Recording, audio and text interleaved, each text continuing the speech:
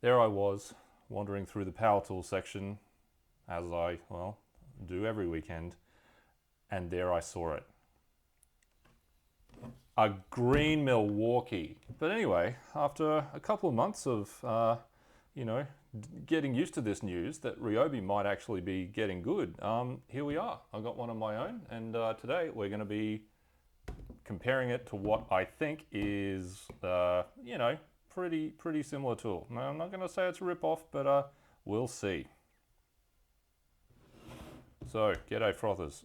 Welcome to the first of my rotary hammer general reviews. So this is a rock climbing channel. Most of the stuff I do is going to be sort of based around rock climbing and testing out rock drilling performance with these rotary hammers. But since I got a few of them, I'm also just going to do general, you know, comparisons, general stuff, because, you know, not everyone's a bloody rock climber, are they? So if I end up talking about something you don't really get, it could be because it's rock climbing, or, you know, it just could be my bloody accent. All right, so here we go. All right, so the new Ryobi rotary hammer, it looks very superficially like the Milwaukee M18CH, tried and trusted. I've been using this one for about a year and a half. Well, not that heavily, but this is a drill that's going to be very familiar to a lot of you. This one, I'm sure like me, you were just wondering, how the hell have they done it? What is it like? How does it turn out? Because Ryobi and Milwaukee are actually owned by the same parent company, Tectronic Industries, or TTI, and Ryobi, Milwaukee, and AEG, aka Rigid, they actually have now all pretty similar looking rotary hammer. So it's not super surprising that there is some cross-fertilization. I don't know the exact arrangement between all the subsidiaries of TTI, but they're definitely sharing some, at least, plans.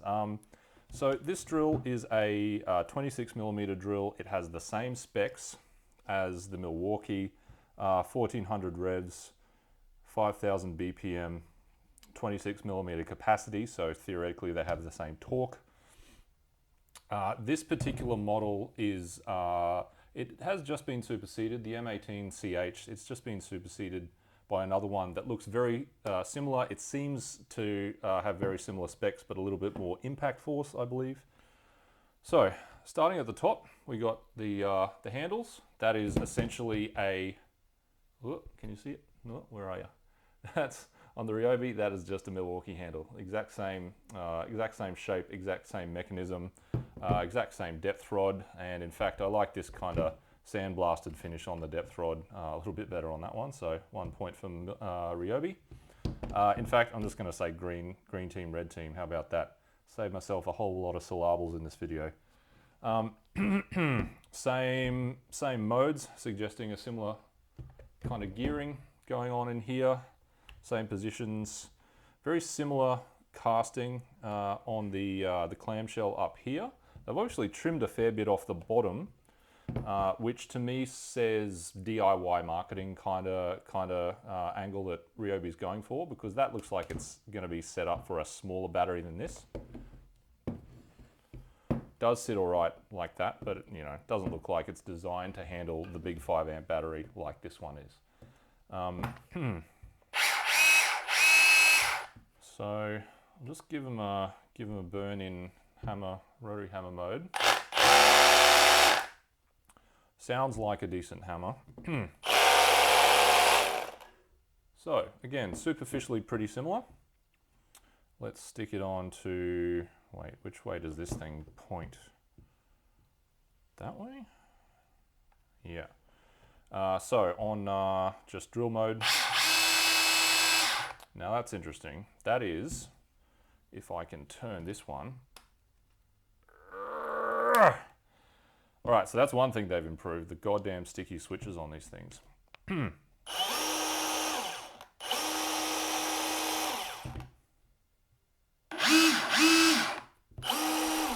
So it's a bit of a different sound. That's sort of suggesting to me that they do have some kind of different guts in here. different length aside, not really sure what's in there. I will crack these open at some point, but not when I just got this thing. So that is saying to me that this has either got a different motor or just different driving electronics or driving signals going on in there. I guess we'll find out a bit more if we get the old tacho on there. All right, where can you see this?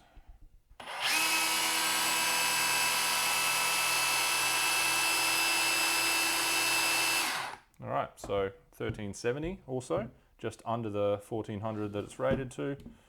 I'll take that.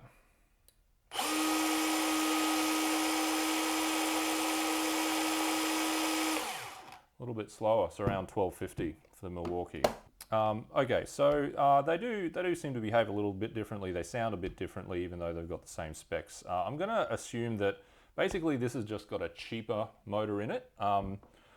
The difference in sound could be due to a few different things, but I don't know why they would have the same motor and then different driving electronics and also a different casing on there.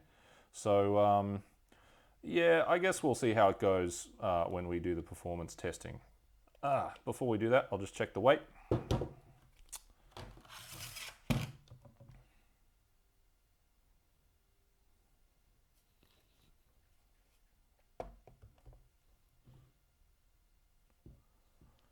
Okay, 2.6. And this one seems a little heavier. 2.75. Yeah, it's a little bit heavier. Makes sense though, because the difference in the drop motor section here. And this actually looks a lot smaller. This actually looks a lot smaller without the battery. That may be maybe to make it look a little more sort of DIY-ish again, a bit more friendly for the the domestic market, something like that. I'm not really sure, but the casing of this is really nicely rubberized. There's a few rubberized patches, like that's rubber. This thing is rubber, which feels pretty good, and it looks good quality too.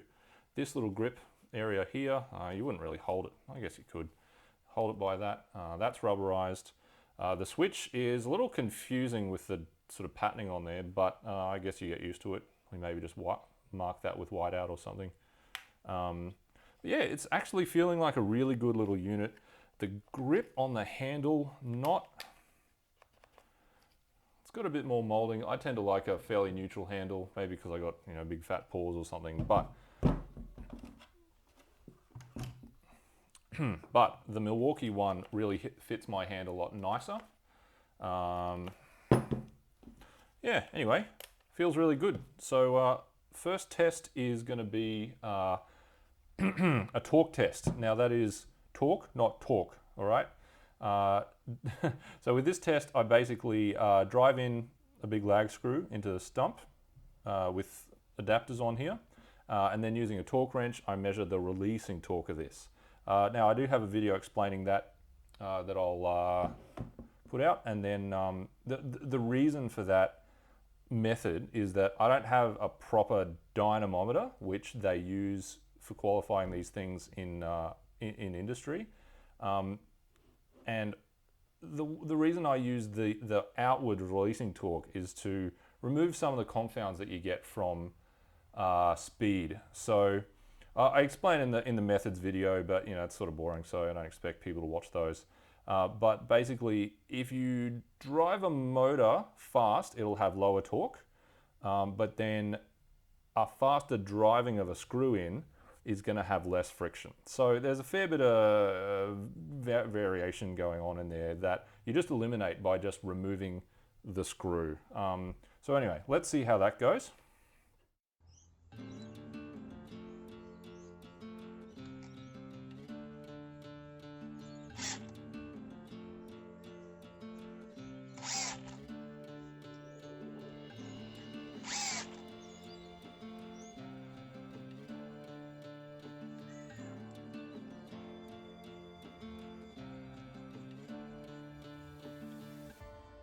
.9.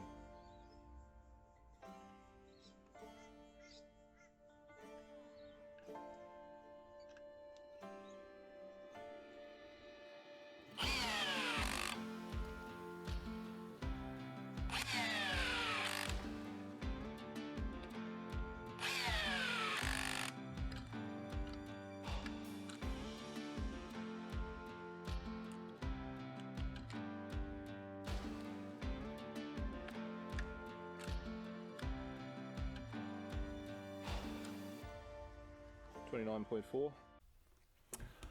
Well, okay, that was not a good showing from the green machine. Less than a third of the torque of the tried and true M18CH. Yeah, really surprising. Given they rev it about the same and they're rated to about the same. Yeah, okay, I can't explain that. Not looking good for this fella though. All right, so the next one is speed test. So I give them each a new 14mm drill bit. So I set the depth gauge the same, drill them into a concrete brick, do that a few times and average it out. And yeah, let's see how that goes.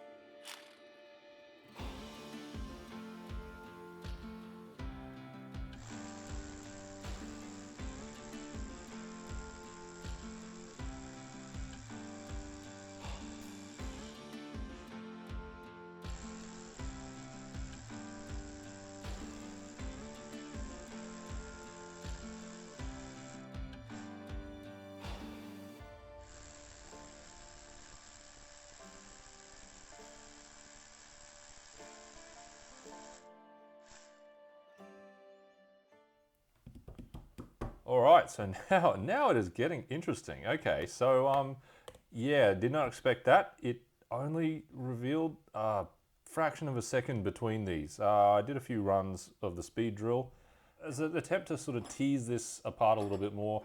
I'm also going to do a maximum capacity test. So they're both rated to 26mm. It's a bit more than an inch if that's your flavor. So I'm just grabbing one of these big bastard here. So yeah, let's go take a look.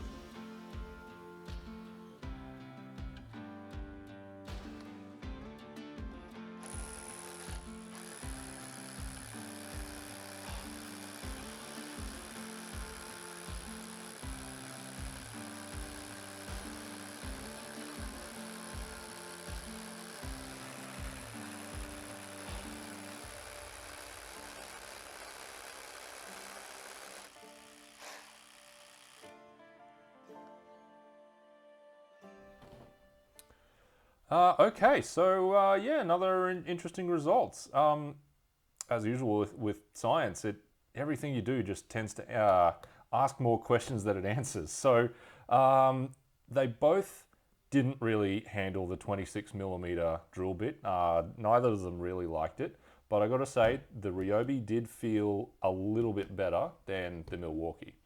I guess the caveat is this drill is, you know, it's seen some use. I've not done chiseling or anything really that's going to, you know, bend the chuck too much, but it just felt a little bit better, a little bit more stable with the green machine here. The drilling for both was bad. There was a lot of shudder and a lot of vibration. The brick itself wasn't moving that I could see, but it's just sort of, you know, it's the top of their capacity. They're not going to handle it very well. But this guy, I think it handled it a little bit better. So yeah, really interesting there. And the price, okay, so these are retail prices. This the Ryobi currently retails for $299, which is interesting because a few months ago when it started out, it was cheaper. It was about, I think it was $279. And then it was, you know, $280. So it was $280, then $290, and now it's $300. So interesting, probably after effect of the old pandemic. You know, we're having supply shortages of a few things at the moment. So yeah, price is actually going up for this one. This one, it has been superseded. There is a new model. I imagine they're going to stop selling it once they're all gone. But you know, it's currently still in shops. What is it? It's November 2021 at the moment, so currently still in shops. If you're into Milwaukee, you know, obviously this is still a brilliant drill, but if you're looking for a system, I can say, at least from the rotary hammer, the Ryobi is it's a solid unit. Like, it's not really the sort of thing that your typical DIYer is going to use, but God, I gotta say, I'm really impressed with this. The price is about 30% less than one of these. It's going to be a lot more accessible for most people. If you're just a free agent, you don't care what brand you are, you're going to run in.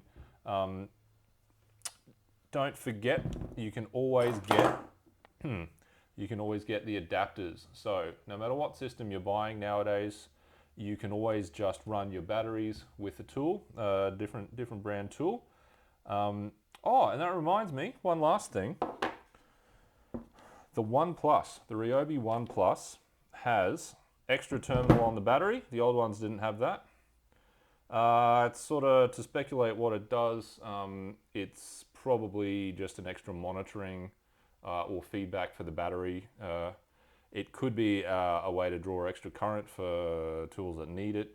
Yeah, got an extra terminal up here, another one down here as well. So in this video, I actually did all these tests with the proper Ryobi battery and with this adapter that doesn't have those extra terminals on them, and the Milwaukee battery. I should have just actually checked if this tool even had extra terminals. It doesn't seem to.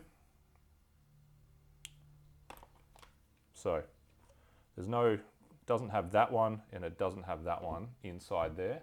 So I should have looked at that first, but I'll just let you know, this performed fine. It worked fine. You can always do this with these. I'm sure the manufacturer is going to clamp down on that and have some kind of ID chip system with their battery soon enough. But for now, works great.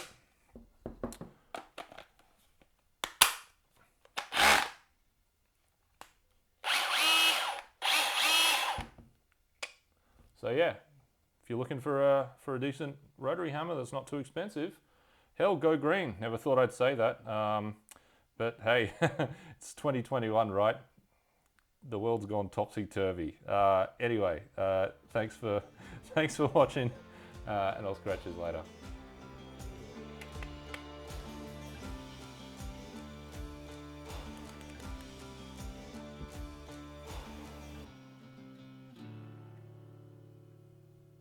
Nice. Beautiful.